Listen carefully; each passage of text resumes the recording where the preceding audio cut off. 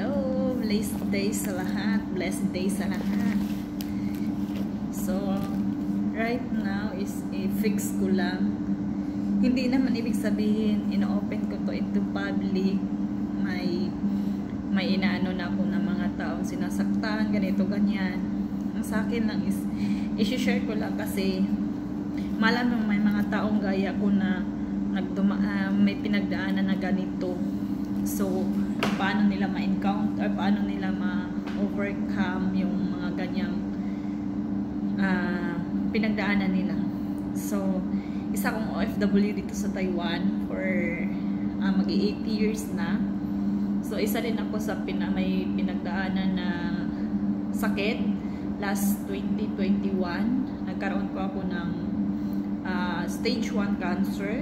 So, bago ko po i-open into public yan, so gusto ko lang pong kung ano man pong masabi ko or ano po yung inalabas ko dito, hindi po yun may tawag doon, may pinopoint out ako na tao. Ang sa akin lang po is ma-share ko lang kasi para naman may mga tao malay mo na may pinagdaanan na ganito, ganyan. So, bilang isang OFW, gusto kong malaman na kung saan, at least man lang may makuhanan sila ng idea kung paano i-handle yung problema. So, para hindi sila magkaganoon ng ganitong situation, gaya sa nangyari sa akin. So, yun nga, hindi wala akong pinopoint out na tao. Ang sa akin lang is, gusto ko lang i-share ko ang nangyari. So, nag-confirm ako ng stage 1 cancer last 2021. So, sa pagkakaroon ko ng ganyan, hindi ko po masabi na yun po ang dahilan, but para sa akin, isa lang po yun sa mga point out ko na doon po nangyayari, doon po nagsisimula sa problema. So, mahirap po talaga pag may problema ka na dinidibdib mo, hindi ka marunong mag-open sa ibang tao. Yung tipong isarili mo lang. Kasi ako ganun kasi ako mag-ano ng problema, hindi ako mag-share. Although bisan kahit may mga kaibigan ako dito or masabi mong hindi man kayo matalik, but may share ako, pero kunti lang, yung parang slight lang, hindi yung tipong ganito, ganyan, na kung saan, mas maganda po talaga yung mailabas mo yung sama ng loob, na kung saan dinidibdib mo. Yun po ang isang ano ko talaga, yun po ang isang problema ko talaga sa sarili. Pag magkaroon ako, hindi ako mahilig mag-share ng sama ng loob or mga problema, na kung saan mas maganda po talaga pag may makausap kang tao, at least man lang mabawasan yung nasa loob mo. Then, di ba pag maglabas ka ng ng tao, at di ba may sasabihin sila ganito, ganyan, ganyan, at least man lang pamanuhan yung idea mo. So, nangyayari sa akin is ganun po talaga. Hindi po ako masyadong naglabas ng problema, tapos na nagkakaroon po kami ng problema na ganun, as in dinidibdib ko masyado, yung tipong yung naapektuhan na yung kalusugan, ganun. Hindi na ako masyadong kumakain, yung tipong kahit sa pagtulog nahihirapan ako matulog kasi ang iniisip ko yung papa ko, ganito, ganyan. Yung tipong yung magulang ko, hindi ko iniisip ng mga bagay na ganito, may ganyan na nawawala, na ganito, napalitan, parang ganun. Ang sa akin lang talaga yung magulang ko, kami sa bahay, kung ang epekto nila, kasi nga masakit na kung saan masabi mo matagal na, but ganun talaga. Hindi ko naman iniisip na kung saan, ano ba yun sa hiba sa Bisaya, hakog, hindi ko alam anong term sa Bisaya, yung tipong may bagay na masabi mong pag nawala na ka, kasi nga na although yes, nasayangan kami, pero hindi po yan ang iniisip ko. Iniisip ko po yung magulang ko talaga, lalo na si Papa. Kasi hindi po yun nagsasalita. Bihira lang po yun nagsasalita. Nakaupo lang po yan, tapos nakatingin sa malayo. Ganyan po talaga. Pag tulog ko, iniisip ko yung papa ko nakaupo. Tapos yung malayong paningin, yung ganun lutang yung sa isip. Yun talagang inano ko, kaya hindi ko alam bakit ganun ang epekto sa akin eh.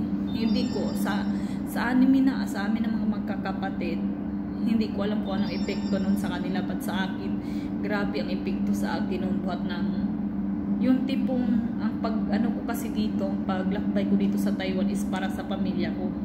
Lalo na sa mga magulang ko, syempre, kasi nga, gusto kong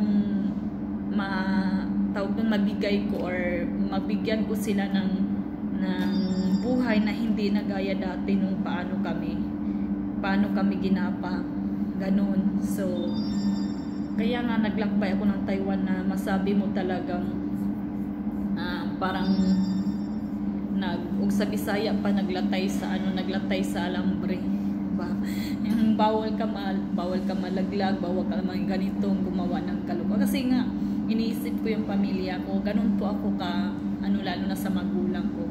So, gayon ang epekto nun. Grabe talaga sa epekto nun sa akin. Hindi na ako nakakain.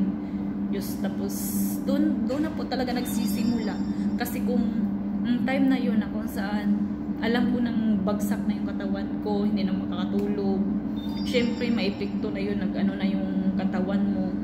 So, after nun, nag-recover ako kung saan sabi ko, sige, kailangan kong mag-let go, kailangan ko i-let go ng mga bagay na yun, kailangan kong kalimutan, kasi nga mahirap ang ito, nag-iisa ka lang, diba? So thanks God po talaga ng mga panahon na yun, kasi nga kahit pandemic, hindi po ako nagawang bitawan ng Panginoon. Grabe po talaga, as in parang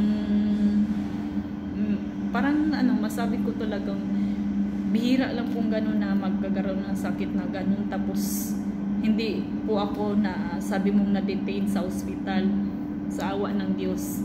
Hindi po nagkaganon. Kahit magkaganon ako ng sakit, na-overcome ko po pati yung pagtrabaho ko dito, kahit gano'n. So mahirap po talaga pag may problema sa pamilya. Hindi ko lang sa ibang tao kung paano nila i-handle. Sa akin talaga, as in, dinidip ko, pati sa production, yung tipong wala kang mapagsalitaan, umiiyak ka na lang, kahit magano ka na ng mga trabaho mo, wala na, lutang ka, as in, lagi lang umiiyak, ganyan. So, nung nangyari na sa akin yung mga sintomas, almost 7 hospitals na po dito sa Taiwan, na yung mga malalaging hospital, yung mga almost 7 na po talaga. Sa mga liliit lang na clinics, di ko na mabilang kung ilan. So sa mga malaking hospital lang, almost 7 hospitals, and then doon na po ako na-detain doon na po ako malagi doon sa kung saan na-detect ako na may cancer stage 1 nung naoperahan ako. Nung hindi pa ako naoperahan, hindi po ako na-detect na may ganong klaseng sakit ako. Lagi po lang akong sinusumpong ng ganito, bigla na lang po akong isugod sa ospital, ganito, ganyan. So i-share ko po yan dito kung mga nangyayari. So ito na po yung mga slide na mga ganyan. Sa mga po dito ospital, yung mga resibo or mga test na dapat gawin sa akin. So sa mga test po pala na mga grabe, hindi ko na po maisip kung siguro lahat na po ng test na nangyari sa akin, nagawa sa akin. So isa din po sa nagpapatunay na may talaga ako, ayan, karoon po ako ng sakit. So kung paano po ako gumaling, masabi ko po right now is kung masabi mo i-rate 100%, nasa 99. May isa pa talaga, no? So nasa mga na po siya, gano'n na po ang sitwasyon, kasi bumabalik na po yung katawan ko. Ayan, nagtimbang na po ako ng almost ngayon 59 I think. Dati kasi magtimbang na ako, umabot ako ng pababa ng 31 or 28 nung time na nagkakasakit pa ako. So ang timbang ko nung pa-decrease pababa. So i-share ko lang dito kung abangan nyo sa mga next video ko yung mga ginawang mga test sa akin. Isa-isahin ko yun, yung mga video or mga picture na iisahin ko yun para ma-share ko po kung paano ako gumaling, kung paano ko po hinahandle ang problema na yun. Imagine mo stage 1 tapos nasa panahon pa yun ng pandemic, paano ko ma-handle, and then nagkaroon pa po ako ng COVID. So imagine mo, so hindi pa po ako agad na detect na anuhan ng vaccine kasi nga may ganun akong sakit. So ang hirap po talaga as in.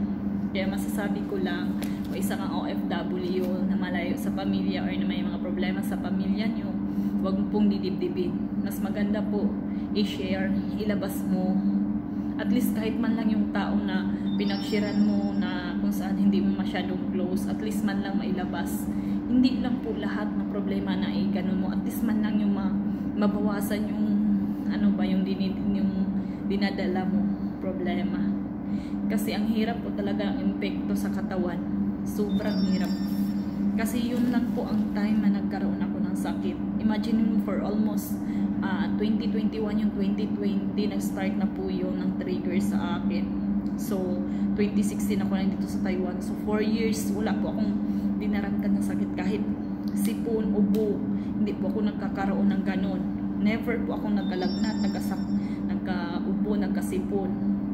So nung time na po talaga yun is kahit nga nagkaganon ako, wala akong ganong sakit. Yung tipong susumpong lang po siya. So abangan nyo yan sa mga next video ko. Huwag nyo pong kalimutan i-follow, syempre i-comment sa baba ang gusto nyo pong malaman.